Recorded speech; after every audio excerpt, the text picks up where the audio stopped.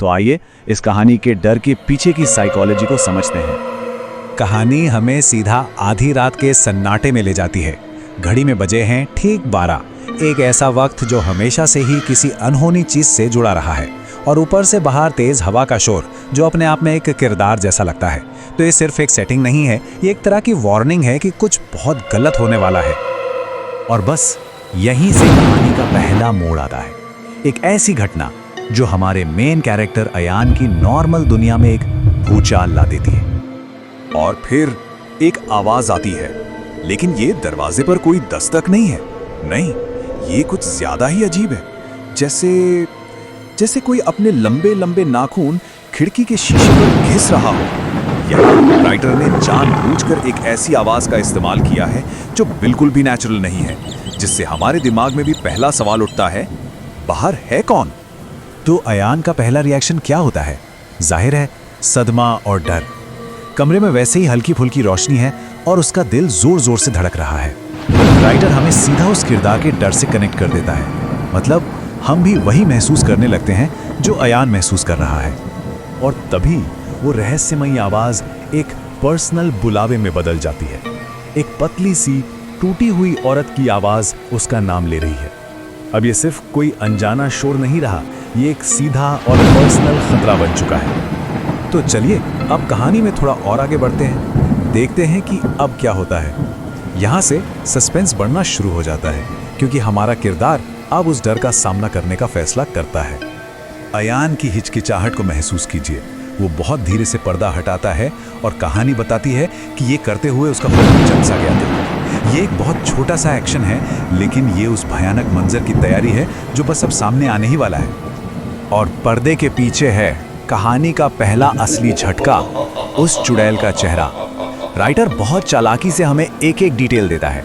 बिखरे हुए लंबे बाल, एक ऐसा चेहरा जो इंसानी लगता ही नहीं, और सबसे भयानक बिना पलकों वाली पूरी तरह सफेद आंखें। कहते हैं ना कि आंखें आत्मा का आईना होती हैं, और यहाँ हमें कोई आत्मा नहीं दिखती, सिर्फ खालीपन। बस यही वो विजुअल है जो हमारे डर को हकीकत में बदल देता है।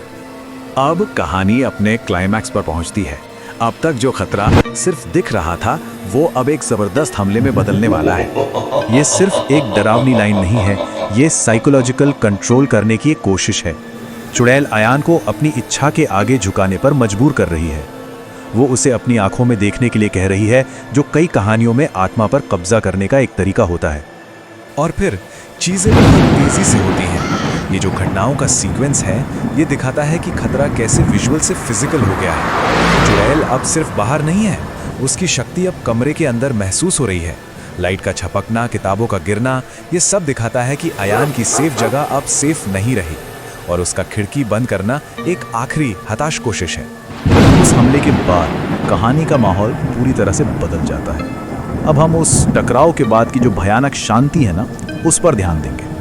सब कुछ एकदम शांत, हवा भी रुक गई। यहाँ पे ये जो खामोशी है, ये उस शोर से भी ज्यादा डरावनी है, क्योंकि ये एक अनिश्चितता पैदा करती है। क्या खतरा टल गया, या वो बस इंतजार कर रही है? ये सन्नाटा टेंशन को कम नहीं करता, बल्कि और भी ज्यादा बढ़ा देता है। तो चलिए अब कहानी के आखिरी हिस्से की ओर बढ़ते हैं।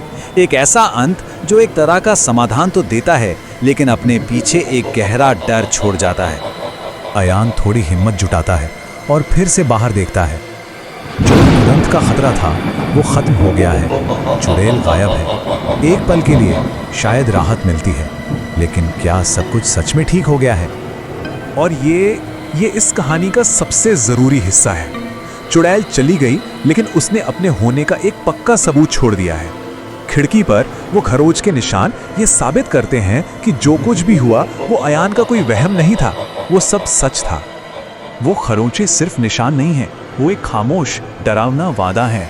बिना कुछ कहे वो ये संदेश देती हैं कि ये अंत नहीं है, ये तो बस एक चेतावनी है। और बस कहानी हमें इसी एक सवाल के साथ छोड़ देती है।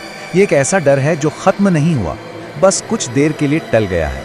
ये सवाल कहानी को हमारे दिमाग में जिंदा रखता है और हमें सोचने पर मजबूर करता है कि असली डर उस खतरे में नहीं है जिसका हमने सामना किया, बल्कि उस खतरे में है जो अभी आने वाला है।